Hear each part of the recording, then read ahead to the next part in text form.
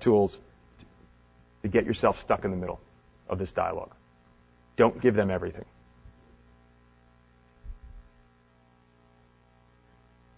You know, I spent 2 years trying to convince product people at D&B around this idea of their products and not having as much value. And it's so funny because I talk to them, and we have our premier risk management product is D&BI, and our premier sales and marketing product is Optimizer, and we sell these things. And product people tell me, these products have value in the marketplace. We're not a product company. We're a 165-year-old data company. People come to D&B for data. And what we've done in the last 10 years is frustrate the hell out of them because we're giving them our data on our terms, on our products, because it generates revenue. All a good thing. We all want to make revenue. We all want to make money. But I believe you can make more money if you deliver your content on their terms, not mine. Very simple, real example that I'm working right now with my Axiom partners. Think about this. Up till 2008, everybody knew, it was common knowledge, that if you invest in real estate, it always goes up and you always make money, don't you? Well, I was shocked to find out that every transaction in real estate, commercial real estate, is devoid of any risk management. Nobody checks anybody. They just do the transactions. Maybe there's some anecdotal, yeah, I know so-and-so, he's a pretty good guy, blah, blah, blah, but we'll cut the deal. Well, what if I took this very large commercial real estate firm, and this is a real one, it's one of the biggest in the world, and we said, take your property listings, take your broker information, which is your community of brokers, and deliver to them an app, maybe access to a website, that at the point of sale brings in the risk of the commercial entity in this transaction, the landlord, perhaps the broker, and the tenant, the consumer risk element. And we brought those two risk artifact attributes together, and we weaved it into Google Maps just because we wanted it to look cool. We don't want it to look like just a stupid little flat screen. We want it to look like a little picture there, the street view. And I have all these now risk management elements in front of the broker to make the deal. Because remember, up until very recent, up and still probably, brokers really don't make money whether the deal goes bad or not. They just make money on the deal. Something tells me this is going to change. This is how we get ahead of it. This is bringing Axiom value and D&B value, not in the terms of not on product terms that generate revenue, but on customer terms. Because we're solving a business problem, we're using context, we're riding the cloud, we're driving mobility, and we're bringing it all real time to them. This is real business. This is how you should be thinking about positioning, helping your customers position their products. This one I love. It's idea location and how do you get people to share their location on their phone with you. I'm a Hyatt Gold Passport member. Doesn't really buy you much other than the fact you get to go to central booking, you book your hotel room on some property, and then you cancel your reservation 24 hours ahead of time and they send you an email, but they never talk to the property that you're going to, so they actually charge your credit card, and you have the privilege of calling the property, of trying to get them to credit your credit card. Because they don't talk to central booking. This is a big risk one. Could you fax me a copy of the email? Are you kidding me? This just happened. I was like flabbergasted. And I'm going off on the poor call center people when I probably should have just been twitting the hell out of things and telling every customer about this. So here's my idea. When I make a reservation on the central booking site, encourage me to download a little app onto my cell phone. And tell me, listen, here's what we're going to do for you. On the day of your reservation, we are going to start to track your location, and when you're within 5 miles of the property, we are going to pre-register you so that when I get to the front door of the property, the bellman hands me my keys to my room. Pretty simple. Great service. A value proposition, getting your customers to give you location. Simple, right? On top of that, if you think about this right, you get a more efficient staff.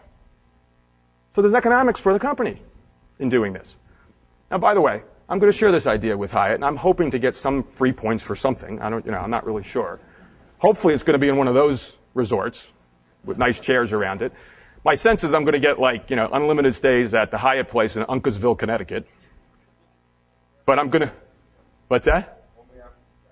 Only after I fax the email. But this is what it's about.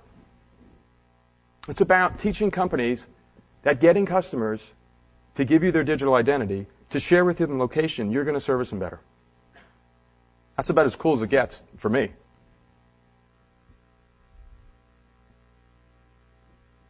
Now, I don't want to scare a lot of developers in the room, but there's actually something more than Amazon Web Services. How many people know Amazon Mechanical Turk? That's good. Most. I won't spend too much time on this slide. You understand the concepts of it. I believe that this platform has more applicability with more of your customers and every company in here than just about anything right now in the cloud.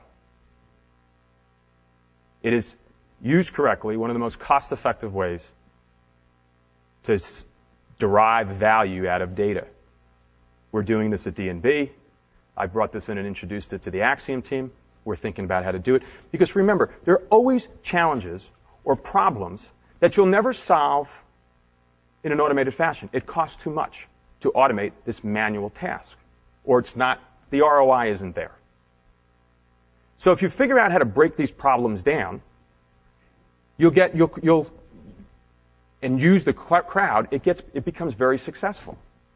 And it's a cost-effective way of actually sifting through and finding value, social capital, in the data you're collecting. Let me just give you an example.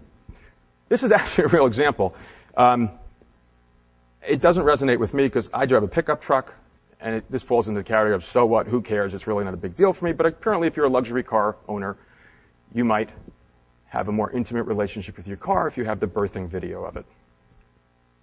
So here's what's happening. This is a real example. There's a luxury car manufacturer who is videoing the assembly line creation of your car. And they have these videos, 3 to 5 minute videos. The problem is, they want to make sure that that video doesn't have any unwanted or undesirable events occurring in it.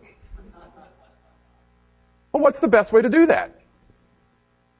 I define, now you can decide what unwantable or undesirable is, but you would create a list of things that this is defined as undesirable. And you package up this file with a bunch of WAV files, and you put it out on the Turk, and you say, hey, could you do me a favor, watch this video, I'll give you $1 for doing it, just make sure that nobody's doing blank or blank or blank or blank in the video. And then send it back to me. Now this is cool, but to do it most efficiently, my friend here, Phil, has to put adapters onto Amazon Mechanical Turk for me, so that I can flow this in context from the creation of that WAV file into the Turk, and then back out onto my media and advertising company. Context being used in workflow. And then, of course, this gentleman or woman gets this video to create a more stronger relationship with their vehicle. Now, there's more redeeming examples of how to use this, but I just couldn't resist to share this with you. There's another example, and I'll make a disclaimer. I'm not part of Entrust. I'm not part of EntrustNet or in any way. But this company came about because of the tragic death of a Marine serving his country in Iraq. The gentleman died. His family wanted access to their Yahoo and their email. And the privacy policies of Yahoo did not allow them to share it. So somebody who's reading this article realized that all of our ID and passwords online are digital assets that need to be accounted for in our states. They need to have beneficiaries. All of you will hopefully die later than sooner, and you will leave behind digital assets. So this company is creating an engine with which to aggregate beneficiaries. Now this is cool, but what's really cool is if Entrust started to partner with companies that were serving like people who were in a like community. So Entrust partnered with Merrill Lynch Wealth Managers, local lawyers, Chubb, high-end insurance, and they said, as part of this service, we're going to aggregate your beneficiaries, but we want you to use Ezekiel. We want you to offer Ezekiel to your customers to consolidate your digital identities around all your financial services. The customer's still in control of the identity, but you're delivering a value proposition for them on the end of creating these affiliates or these companies servicing communities.